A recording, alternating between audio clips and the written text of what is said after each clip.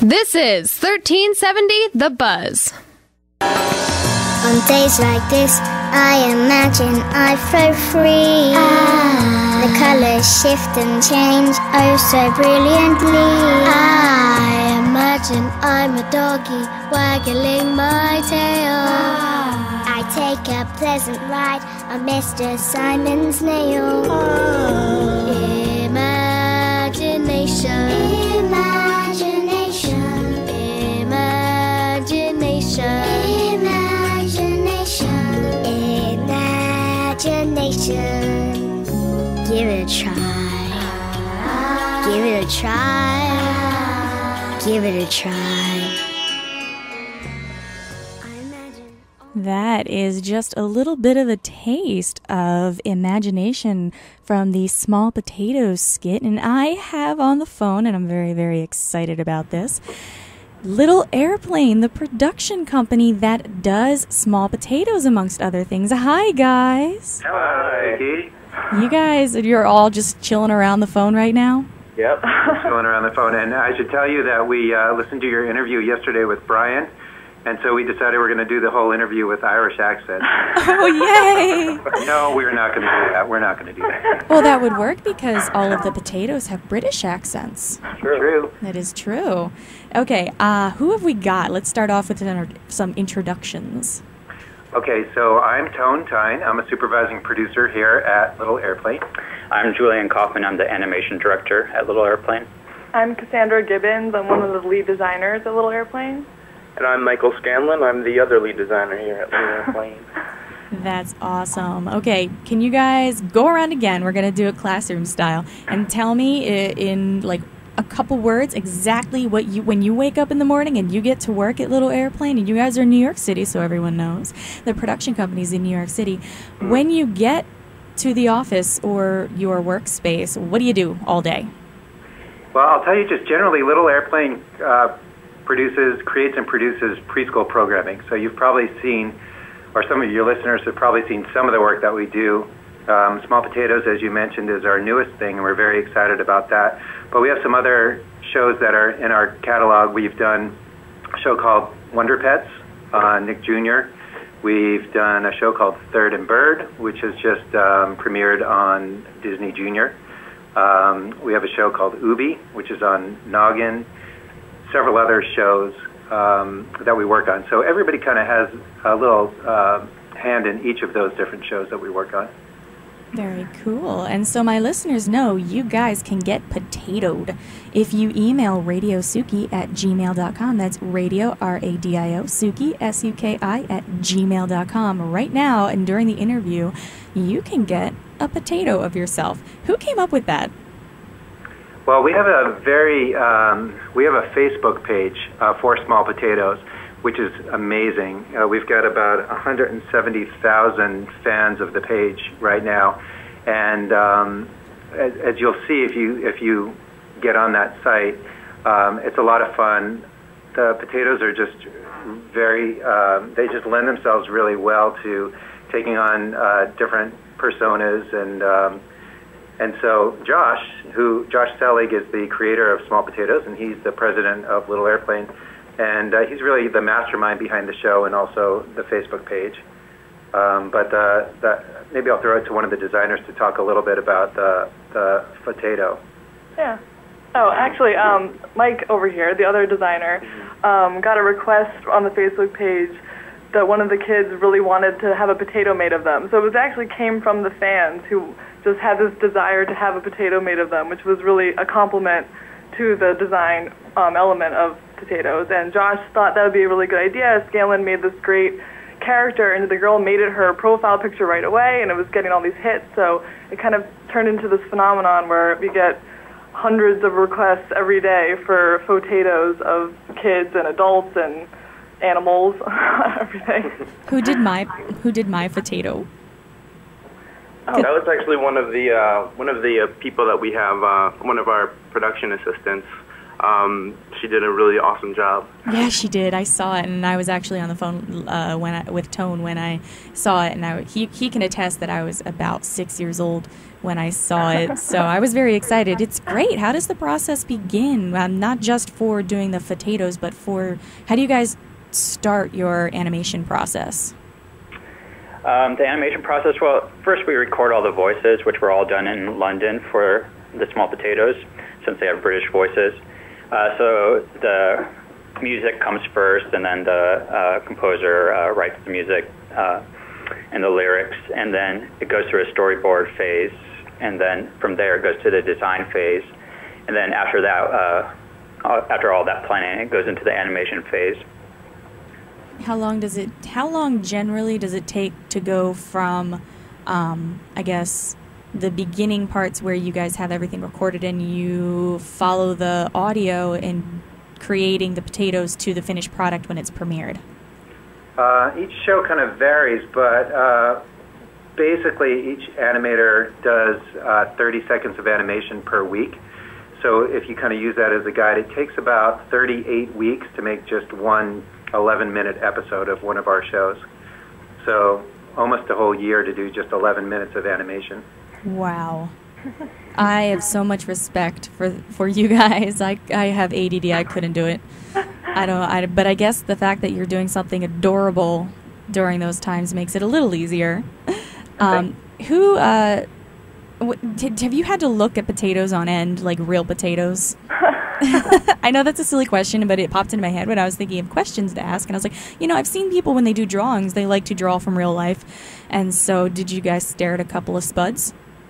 I mean, we definitely do our fair amount of research, because there are surprisingly a lot of varieties of potato, so we try to kind of implement that into some of the characters we do, like with certain little features or colorations.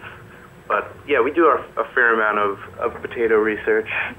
Yeah, we were trying to find different colored potatoes because we were finding that a lot of them had almost the same color. We wanted to make sure they stood out from each other. So when we looked some up, we found some purple potatoes and some really dark ones and orange ones. So we kind of learned a lot about potatoes. Yeah, definitely.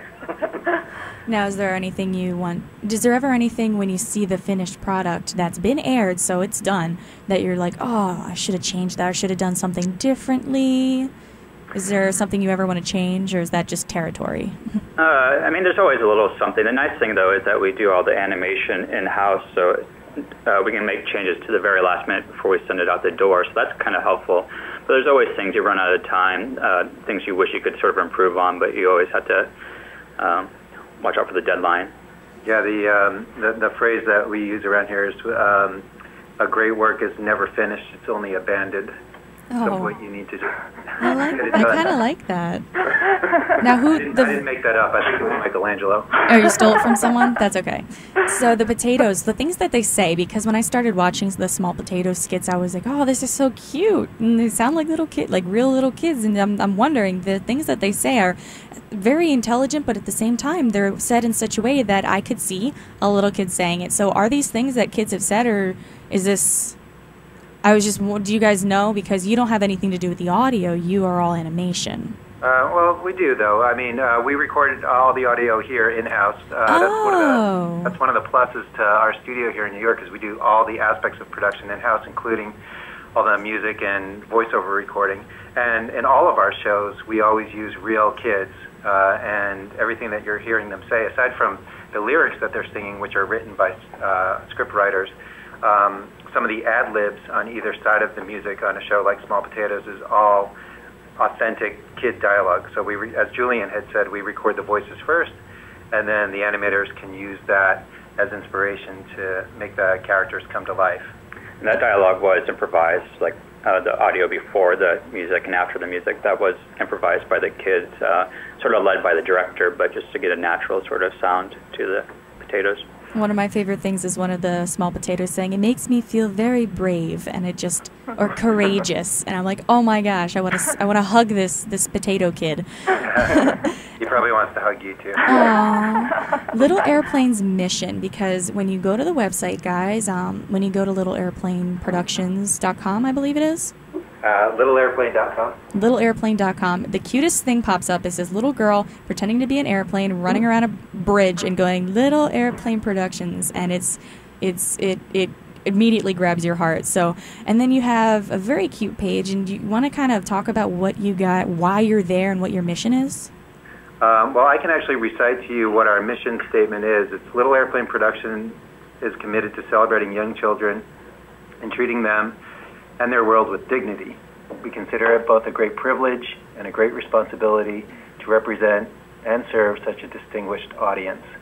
So, in other words, we really like to make good, high-quality stuff for kids and for the people that are going to be watching the stuff with the kids. I like that. And do you guys have a favorite potato, each of you? I happen to love Olaf. He's one of the most enjoyable characters to work with as far as like dressing him up and putting him in silly outfits. He looks great from every angle. That's all I can say. Do you want to know my favorite character? Who? The squid that squirts out like a heart. Yeah, he's adorable. I look forward to the beginning all the time because I'm like, watch the squid, watch the squid. Oh, there's the heart, he squirted it out. And I know it's coming, but it's so cute. Yeah, I'm that kid. Where can people go to get the episodes right now so that they know what we're talking about and they can go and they can see? Where can they go? Well, Small Potatoes is airing all around the world right now, which is very exciting for us. It's on currently in the UK. It's on Disney Junior in the US, so you can see it every day on Disney Junior. You can check your local listings as to what time it's going to be on. But it's also on in Australia, in France. It's broadcasting in French in France. It's on in Sweden, Iceland, Korea, Hong Kong, Canada. It's all over the place. But also you can, I know that Disney Junior has their own YouTube channel, and you can see episodes that way if you want to go to Disney Junior's YouTube channel. And we also have an album that you can download on iTunes, which has a collection of some of the Small Potatoes songs. So you can go to iTunes and look for that. I like it. And then last question, it's a two-part question. Part A, there is a UK tour coming up that I read about, and I would like to know a little bit about that and what it means to tour with the Potatoes. And Part B, when are the Potatoes touring the US? Well, the tour in the UK is interesting. We got approached by they actually have a UK Potato Council. And the Potato Council is this group that goes around and educates children in the UK about potatoes and nutrition and all that stuff. And they, of course, saw the Small Potatoes, and we partnered up with them. And so this tour that you read about is the Potato Council going around, and there's an opportunity to actually meet some of the potatoes. They have some walk-around characters. Nate and Ruby are two of the Small Potatoes that you can meet and learn a little bit about potatoes and hear some songs and see some episodes. It's exciting. I don't know if we're going to be doing that in the U.S., but we have great plans to see a lot of the potatoes in the U.S. I love it. And I want to thank you all, each and every one of you, for talking to me today and letting me take time out of your busy animating day. Thank you. Well, hopefully we'll find you all on Facebook. Find our page, it's Small Potatoes, and like it, be a fan, and ask get to be yourself made into a potato. Ask to be potatoed, because mine's slamming. I'm going to outro on it's a tie between my two favorite songs. The first one I played, Imagination, but this one is my other favorite from the series, and it's I'm a Little Raindrop. So thank you guys so much, and I'll talk to you later. Thanks for having us. Bye. Raindrop falling down, I'm a little raindrop splash.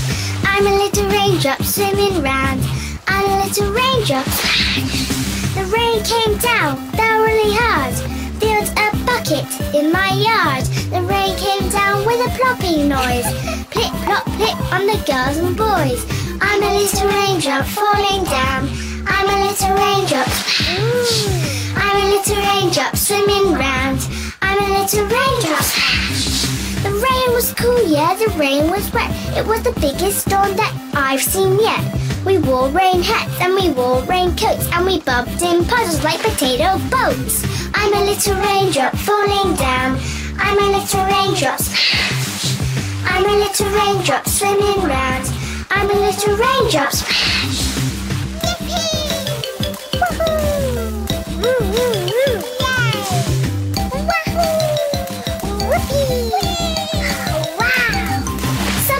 like sun, some people like snow, but me, I think rain's the way to go.